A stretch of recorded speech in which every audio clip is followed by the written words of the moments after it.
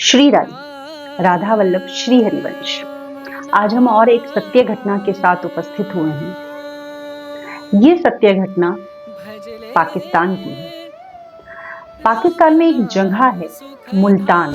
हालांकि उस समय में ये भारत में ही हुआ करती थी, लेकिन वर्तमान में ये स्थान पाकिस्तान में चला गया है। मुल्तान में एक व्यापारी थे, रामलाल।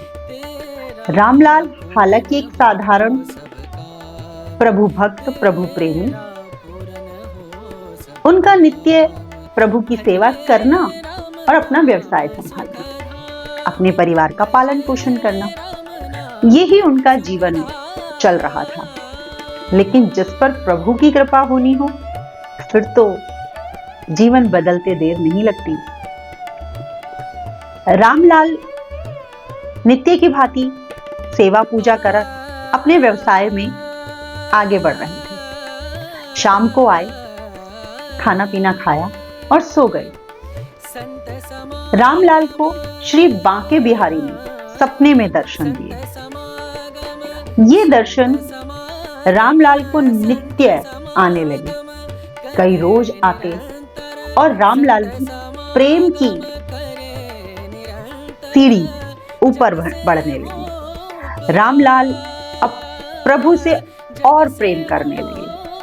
अब रामलाल को लगने लगा कि ना सिर्फ मैं प्रभु को याद करता हूं, शायद प्रभु भी मुझे याद कर रहे हैं, तभी नित्य मेरे सपने में आते हैं। और एक रोज सपने में बांके बिहारी ने रामलाल को वृंदावन बुलाने के लिए आदेश दे दिया। अब रामलाल जब सुबह उठा तो रामलाल ने सोचा कि यदि मैं अपने परिवार के लोगों को ये बोलूंगा कि मुझे बिहारी जी के दर्शन करने जाना है, तो कोई नहीं जाने देगा। तो रामलाल ने अपने परिवार के लोगों से बोला कि मैं व्यवसाय के कार्य से, व्यापार के सिलसिले में आगरा जा रहा हूं और कुछ समय मुझे वहां लग जाएगा। परिवार से ऐसा कहे रामलाल सीधे वृंदावन आ गए। अब वृंदावन आने के बाद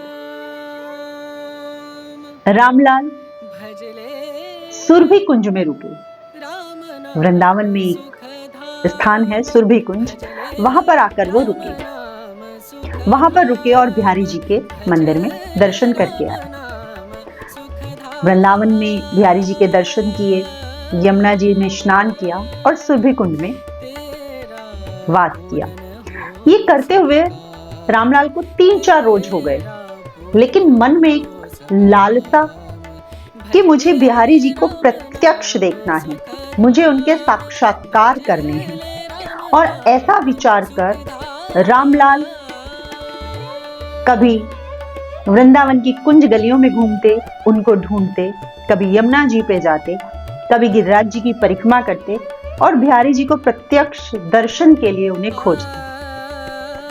अब रामलाल का जो ये 3-4 दिन का सफर वृंदावन में था, वो भक्ति के इतने ऊपर पहुंच चुका कि वृंदावन में ही रहकर, सुरभि कुंज में वास कर रामलाल की बेचैनी बढ़ने लगी। रामलाल को अंदर से एक टीस उठने लगी कि प्रभु मुझे क्यों नहीं मिल रहे हैं, प्रभु मुझे क्यों दर्शन नहीं दे रहे हैं, श्री बांके बिहारी मुझसे साक्षात्कार क्यों नहीं कर रहे हैं। यदि नहीं करना था तो मुझे बुलाया क्यों था, यदि नहीं मुझसे मिलना था तो मेरे सपने में रोज रोज क्यों आ रहे थे। रामलाल ऐसा विचार कर बहुत बेचैन होता, लेकिन प्रभु के साक्षात्कार रामलाल को नहीं हुए। वो नित्य बिहारी जी के मंदिर जाता, दर्शन करता और सुरभि धाम में आकर निवास करता। यमुना जी पर जाता, आचमन करता, कुछ समय प्रभु की बातों को अपने मन में याद करता, बेचैन होता और वापस आकर आश्रम में रुक जाता। अब रामलाल की बेचैनी इतनी बढ़ने लगी कि रामलाल से रहा नहीं जा रहा। रामलाल का खाना पीना सब दिन पर दिन छूटता जा रहा। उसे किसी चीज में मन नहीं लग रहा, ना खाने की इच्छा हो रही है, ना भूख लग रही है, ना प्यास लग रही है। बस अंदर से एक टीस उसको उठ रही है, ठाकुर जी कैसे मिलेंगे, ठाकुर जी प्रत्यक्ष कैसे मुझे दर्शन देंगे। इतनी बेचैनी, इतनी अंदर से पीड़ा कि अब रामलाल की आंखों की ज्योति जवाब देने लगी। रामलाल को दिखाई देना बंद हो गया। बस रामलाल प्रभु प्रभु बाके बिहारी, हे नाथ, हे करुणा निधान, अंदर से गहराइयों से जो उसकी आवाजें निकल रही थी वो श्री राधा रानी तक पहुंच गई। अब राधा रानी श्री बाके बिहारी से बोलती हैं कि प्रभु, आपने क्या विचार किया है?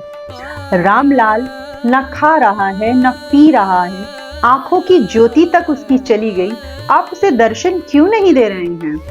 यदि उसे दर्शन नहीं देना था तो आपने उसे यहाँ क्यों बुलाया? आपने स्वयं ही उसको यहाँ बुलाया है और अब मिल नहीं रही हैं। क्या अभी उसके पाप बहुत बाकी हैं जो आप उससे प्रत्यक्ष नहीं मिल पा रहे?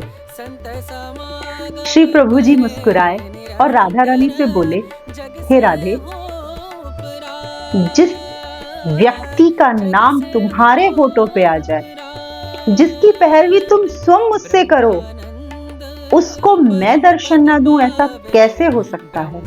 उसके पाप अभी बाकी रह जाए, ऐसे कैसे संभव है? तुम्हारे मन में उसके लिए जो करुणा आ गई है, उसी क्षण उसके समस्त पाप भस्म हो गए। अब तो ये सिर्फ कहना नहीं, मेरे लिए आदेश हो गया है कि अब हमें रामलाल से मिलना ही है। तब श्री बाके बिहारी और राधा रानी स्वयं रामलाल से मिलने के लिए उसके समीप पहुंच गए।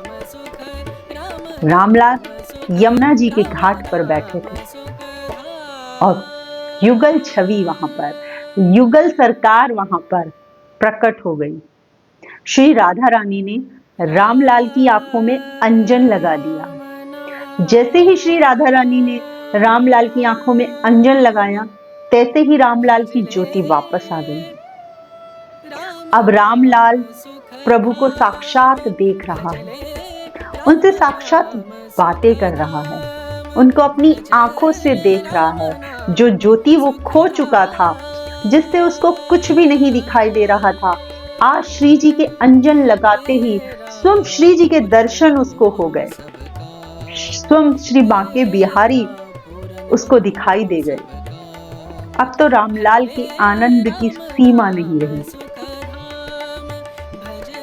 कहते हैं कि कुंज में जो युगल छवि है, आज भी उस छवि को श्री राधा नैनानंद के नाम से जाना जाता है, क्योंकि वहां पर जो प्रभु ने, श्री राधा रानी ने रामलाल के नैनों में अंजन लगाया था, उसी की वजह से की सेवा पूजा जीवन भर नैनानंद ने की, यानी कि रामलाल ने की। रामलाल कभी फिर वापस अपने धाम, अपने घर मुल्तान नहीं गए, जीवन भर वृंदावन रहे और सुरभि कुंज में वहीं पर श्री राधे रानी नैनानंद छवि की सेवा पूजा की और वहीं पर प्रभु के चरणों में अपने आप को विलीन किया।